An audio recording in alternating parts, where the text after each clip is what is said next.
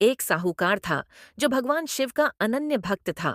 उसके पास धन धान्य किसी भी चीज की कमी नहीं थी, लेकिन उसकी कोई संतान नहीं थी और वह इसी कामना को लेकर रोज शिवजी के मंदिर जाकर दीपक जलाता था। उसके इस भक्तिभाव को देखकर एक दिन माता पार्वती ने शिवजी से कहा कि प्रभु, यह साहूकार आपका अनन्य भक्त है। इसको किसी बात का कष्ट है तो आपको उसे अवश्य दूर करना चाहिए। शिवजी बोले कि हे पार्वती, इस साहूकार के पास पुत्र नहीं है। ये इसी से दुखी रहता है। माता पार्वती कहती हैं कि हे ईश्वर, कृपा करके इसे पुत्र का वरदान दे दीजिए। तब भोलेनाथ ने कहा कि हे पार्वती, साहूकार के भाग्य में पुत्र का योग नहीं है। ऐसे में अगर इसे पुत्र प्राप्ति का वरदान मिल भी गया तो वह केवल 12 वर्ष की आयु तक ही जीवित रहेगा। यह सुनने के बाद भी माता पार्वती ने कहा कि हे प्रभु, आपको इस साहूकार को पुत्र का वर देना ही होगा, अन्यथा भक्त क्यों आपकी सेवा पूजा करेंगे। माता के बार बार कहने से भोलेनाथ ने साहूकार को पुत्र का वरदान दिया, लेकिन यह भी कहा कि वह केवल साहूकार यह सारी बातें सुन रहा था, इसलिए उसे न तो खुशी हुई और न ही दुह। वह पहले की ही तरह भोलेनाथ की पूजा अर्चना करता रहा। उधर सेठानी गर्भवती हुई और 9वें महीने उसे सुंदर से बालक की प्राप्ति हुई। परिवार में खूब हर्षोल्लास मनाया गया, लेकिन साहूकार पहले ही की तरह रहा और उसने बालक की 12 वर्ष की आयु का जिक्र किसी से भी नहीं किया। जब बालक 11 वर्ष की आयु हो गई तो एक दिन साहूकार की सेठानी ने बालक के विवाह के लिए कहा। तो साहूकार ने कहा कि वह अभी बालक को पढ़ने के लिए काशी जी भेजेगा।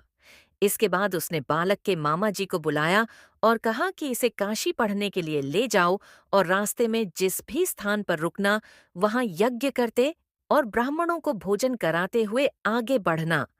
उन्होंने भी इसी तरह करते हुए जा रहे थे कि रास्ते में एक राजकुमारी का विवाह था। जिससे उसका विवाह होना था, वह एक आंख से काना था। तो उसके पिता ने जब अति सुंदर साहूकार के बेटे को इसके बाद साहूकार का बेटा विवाह की बेदी पर बैठा और जब विवाह कार्य संपन्न हो गए तो जाने से पहले उसने राजकुमारी की चुंदरी के पल्ले पर लिखा कि तेरा विवाह तो मेरे साथ हुआ, लेकिन जिस राजकुमार के साथ भेजेंगे वह तो एक आंख का काना है। इसके बाद वह अपने मामा के साथ काशी के लिए चला गया। उधर जब राजकुमार ने अपनी चुनरी पर यह लिखा हुआ पाया तो उसने राजकुमार के साथ जाने से मना कर दिया। तो राजा ने भी अपनी पुत्री को बारात के साथ विदा नहीं किया।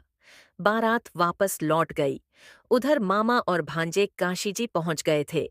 एक दिन जब मामा ने यज्ञ रचा रखा था और भांजा बहुत देर तक बाहर नहीं आया, तो मामा ने अंदर जाकर देखा तो भांजे के प्राण निकल चुके थे।